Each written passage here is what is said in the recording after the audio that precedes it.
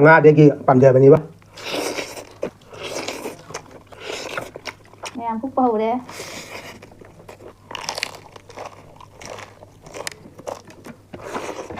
ꯑꯩꯈꯣꯏꯒꯤ ꯆꯦꯅꯦꯜꯕꯨ ꯌꯦꯡꯕꯤꯔꯤꯕ ꯏꯆꯤꯜ ꯏꯅꯥꯎ ꯏꯆꯦ ꯏꯆꯟ ꯃꯌꯥꯝ ꯄꯨꯝꯅꯃꯛꯄꯨ ꯃꯅꯤ ꯃꯨꯛꯕꯥꯡꯒꯤ ꯃꯥꯏꯀꯩꯗꯒꯤ ꯇꯔꯥꯝ ꯅꯣꯛꯆꯔꯤ ꯑꯗꯣ ꯃꯌꯥꯝ ꯉꯁꯤꯗꯤ ꯑꯅꯧꯕ ꯃꯨꯛꯕꯥꯡ ꯑꯃ ꯄꯨꯗꯨꯅ ꯂꯥꯛꯑꯦ ꯉꯁꯤꯒꯤ ꯃꯨꯛꯕꯥꯡꯁꯤꯗꯤ ꯃꯤꯔꯒꯥ ꯉꯥ ꯊꯣꯡꯕꯅꯤ ꯑꯗꯣ ꯑꯁꯤꯒ ꯃꯄꯨꯝ ꯑꯅꯤ ꯂꯩꯖꯔꯦ ꯑꯁꯤꯒ ꯃꯤꯃꯤ ꯁꯤꯡꯖꯨ ꯂꯩꯔꯦ ꯉꯥꯒꯤ ꯃꯍꯤ ꯂꯩꯖꯔꯦ ꯑꯗꯨꯒ ꯁꯤꯒꯅ ꯆꯣꯆꯣ ꯆꯣꯂꯥ ꯂꯩꯖꯔꯦ ꯁꯤꯒ ꯇꯤꯜꯍꯧ ꯃꯅꯥ ꯈꯔ ꯖꯨꯡꯒꯟꯅ ꯊꯝꯃꯦ ꯄꯣꯂꯣꯏꯗ ꯆꯥꯅꯕ ꯋꯥꯇꯔꯃꯦꯂꯣꯟ ꯑꯃ ꯂꯩꯔꯦ ꯃꯤꯔꯣꯟ ꯉꯥꯡꯉꯦ ꯃꯌꯥꯝ ꯋꯥꯔꯧꯕ ꯌꯥꯗꯦꯀꯣ ꯑꯗꯨꯗꯤ ꯃꯌꯥꯝ ꯊꯦꯡꯊꯗꯕꯤꯗ ꯆꯥꯕ ꯍꯧꯔꯒꯦ ꯃꯌꯥꯝꯅ ꯅꯨꯡꯁꯤꯕꯤꯗꯨꯅ ꯂꯥꯏꯛ ꯁꯕꯁꯀ꯭ꯔꯥꯏꯕ ꯁꯦꯌꯔ ꯇꯧꯕ ꯀꯥꯎꯕꯤꯒꯅꯨ ꯑꯗꯣ ꯃꯌꯥꯝ ꯈꯨꯠꯀ ꯍꯥꯝꯃ ꯂꯥꯛꯑꯕꯅꯤꯀꯣ ꯑꯗꯨꯗꯤ ꯍꯧꯊꯔꯛꯑꯒꯦ ꯆꯥꯛꯀꯁꯦ ꯎꯔꯝꯃꯔꯣꯏ ꯑꯝꯇ ꯈꯤꯜꯂꯤ ꯃꯌꯥꯝꯁꯤꯅ ꯃꯌꯥꯝ ꯐꯨꯛꯄ ꯍꯧꯔꯦ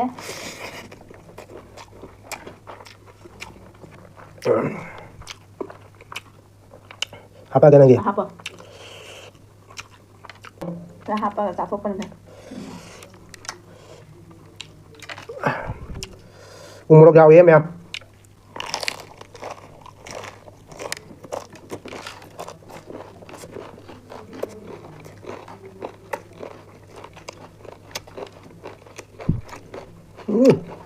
ꯍꯥꯎꯋꯦ ꯀꯩꯅꯣ ꯅꯪ ꯆꯥꯕꯗ ꯌꯦꯡꯉꯨꯍꯦ ꯎꯃꯣꯔꯣꯛꯀꯤ ꯃꯌꯣꯟ ꯌꯥꯎꯕꯅꯤ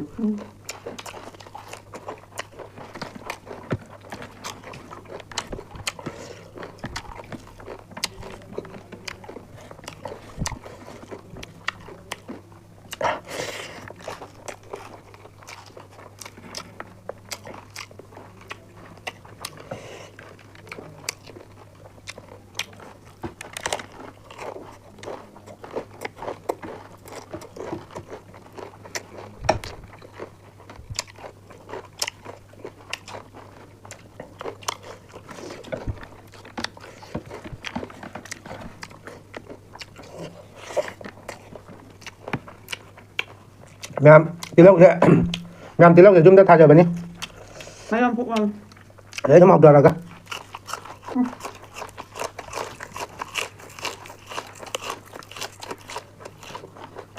ꯐꯨꯛꯄꯒ ꯆꯥꯕꯅꯤꯅ ꯗꯛꯄꯅꯤꯅ ꯍꯥꯎꯋꯦ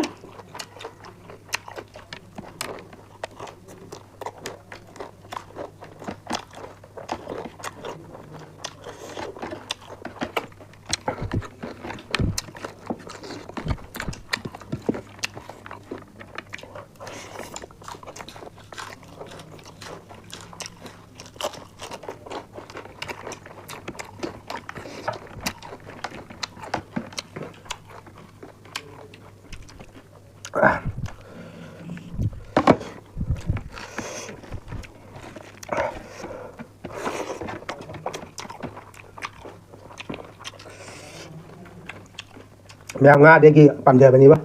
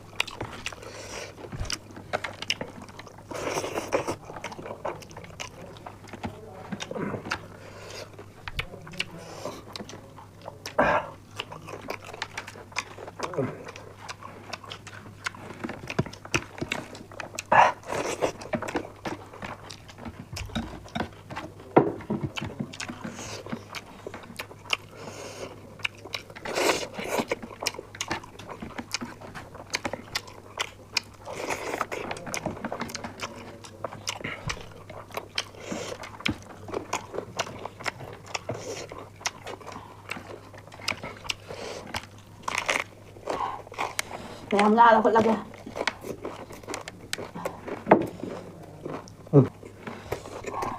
ꯍꯤꯟꯖꯥꯡꯁꯦ ꯃꯥ ꯂꯩꯍꯧꯔꯒꯦ ꯍꯥꯏꯔ ꯃꯥꯅꯦ ꯂꯩꯖꯔꯁꯅꯨ ꯅꯨꯡꯉꯥꯏꯕꯤꯗꯦ ꯈꯣꯡꯒꯠꯄ ꯃꯌꯥꯝ ꯑꯝꯇꯪ ꯆꯤꯡꯍꯟꯒꯦ ꯄꯦꯛ ꯃꯆꯥ ꯑꯝꯇꯪ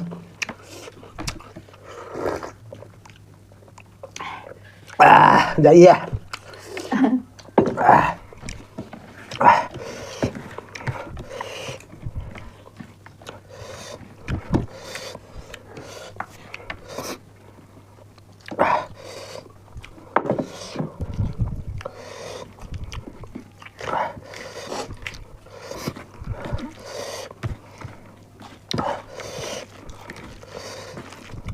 ꯈꯣꯏꯕꯨ ꯁꯨ ꯌꯥꯝ ꯆꯥꯔꯦ ꯅꯣꯏ ꯌꯥꯗꯦꯅꯦ ꯀꯩꯒꯤꯅꯣ 어쩌자. ꯑꯩꯕꯨꯗꯤ ꯊꯕꯛ ꯁꯨꯕꯅꯤ나 ꯀꯩꯝ ꯀꯥꯏꯗꯦ 너도 왜안 담는?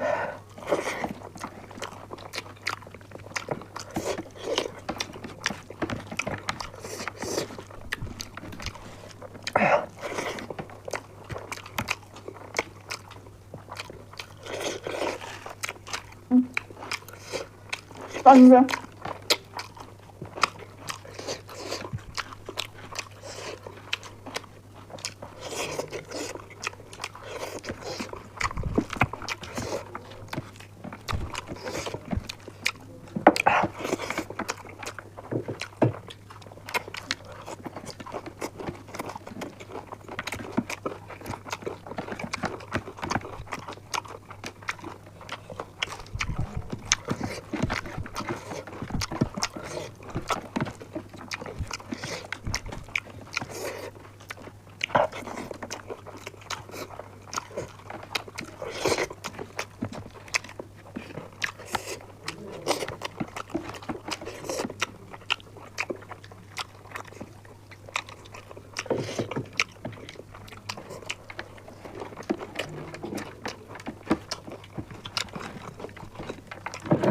Đây giảm đi anh. 아니 안 먹어. 알로 담.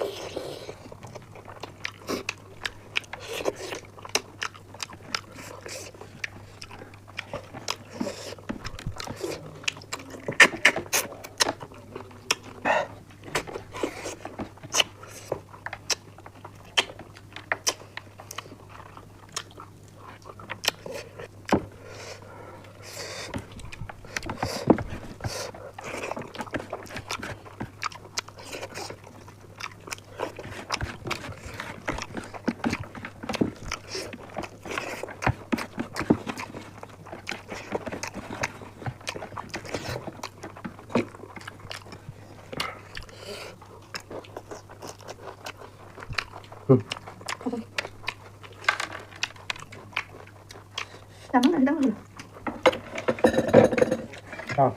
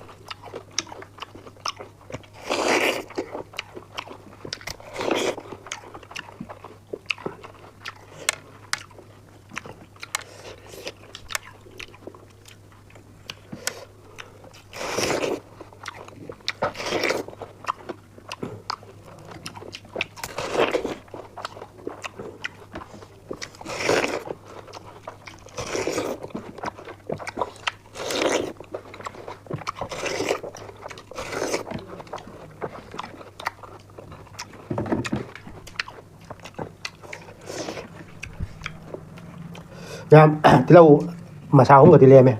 Cái sạch ta thăm cái này con em.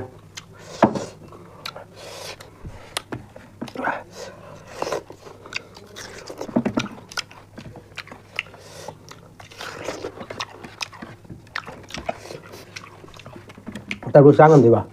Đau thôi. Mà nói là đau dây nữa em. Mà tiếp thì rằng nè. 지금 잠들 거냐? 잠나 지나 될 거야. Ra nè. 근데 잠깐만 이 짱이네. Thì tóm ta sao nó mày thì. 아. Sao này bị thôi đó cả. 아, 해. 꼭 주사래.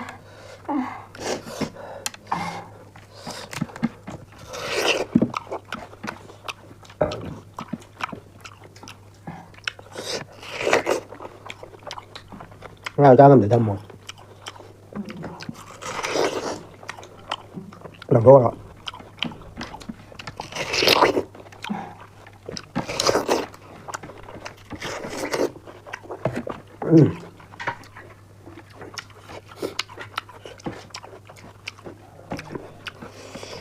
Cái đó nó uống cái gì thì khi mà tuần cho cái nào chẳng cái gì kìa.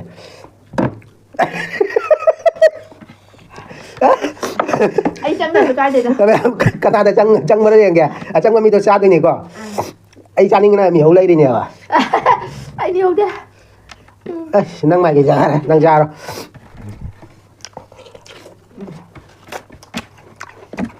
Cái tôm mía. Bà cha thì ngày gì đi ba. Bục cái gì ba. Ủa nào mày cha thôi rồi đấy. Ra đi xin thắc rồi. Ừ? Thật là. Sao ra được thấy là tôm lên này. Ngâm ra. Cái chặt không ra. Đây sẽ thật tôi xin thật tôi cho một điểm. Xin đây tôi ăn vào đây này. Chị cho thà đó đưa mà chêm trà một sáng mà lắm. Sẽ cho về đâu. Rồi sao ta đi theo đi cha thằng nó thắc rồi nó phải. Anh này để cha giảm này này. Cha đi giảm. Mẹ người xin đấy cho cha mà nó hấp này. Cha cái xe anh một sáng phần nó cha. Mày cay cái chân nhìn nó cũng cha cho cay nè.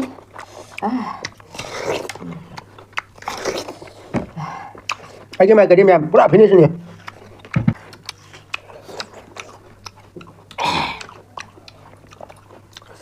Rồi cha rồi. Bây giờ cái video giảm sáng này. Này thì nêm được ra rồi. Ra rồi em này. Ra thôi. Mẹ cái mày cái đấy pura finish nih, finish rồi nó xuống đấy mà. Xuống đấy chú khá section lên nè bà, gari xe. Rồi mẹ giảm section bây giờ phát té. Cái gì hiện section bây giờ phát té. Cái đi chập chả đâu ta. Rồi ngasih dipil lah sama saya. Atau mẹ nào có video sẽ ngoài bị bắt cái like subscribe tôi có video cái nó. Atau thì mẹ giảm số rồi và đến mà thằng next video đâu muốn phăng này si mẹ em. Bye bye.